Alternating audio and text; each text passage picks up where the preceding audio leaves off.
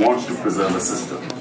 But this is the first time, and I will elaborate later on, that the army is not part of the status quo which wants to preserve this crumbling system. There is a political class which has a vested interest now to stop this big process of change that's taking place. And there is this young population of Pakistan.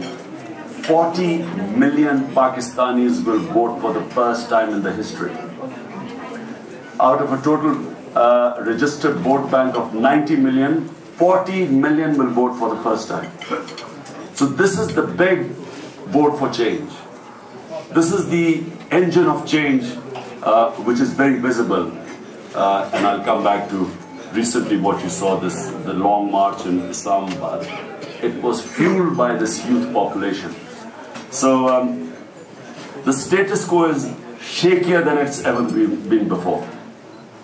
And they are closing ranks. There is tacit understanding amongst them to stop this process of change. Huge amount of money is flowing into the media. And the media, this money is flowing to somehow tell the people that actually whoever talks about change is either a fraud or a fake, or they're trying to pick holes in them. For instance, I'll just give you an example.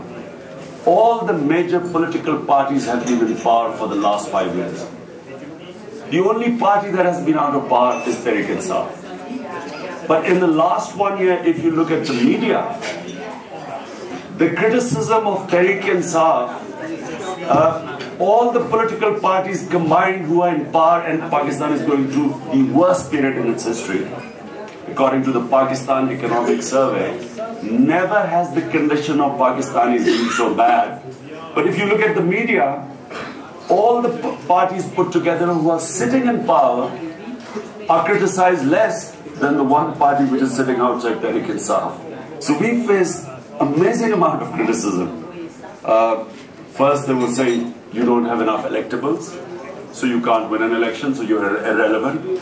Then we had the tsunami, 30th October 2011, and there was a tsunami within the party of these electables rushing to join us. Then when we turned out to be a different sort of a party, which decided that first it will hold, for the first time in our history, a political party will hold intra-party elections. It's never happened before in Pakistan. So all the other parties, I don't really call them political parties, they are family limited companies.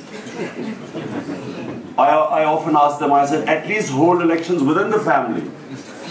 At least that would be a bit more democratic. So they are, if you look at them in the last 20 years, the quality of people running the parties has actually degenerated. 20 years ago, the cabinets were much better than they are right now, because their children have taken over.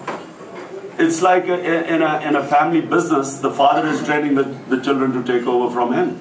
So it's exactly what's happening. You have what was considered the most democratic political party, People's Party. A teenager, the son of Benazir Bhutto, his name is changed from Zardari, surname is changed from Zardari to Bhutto, and he inherits a political party at the age of 80. He becomes the co-chairperson of a party. This is even worse than monarchy, because I think Prince Charles probably got more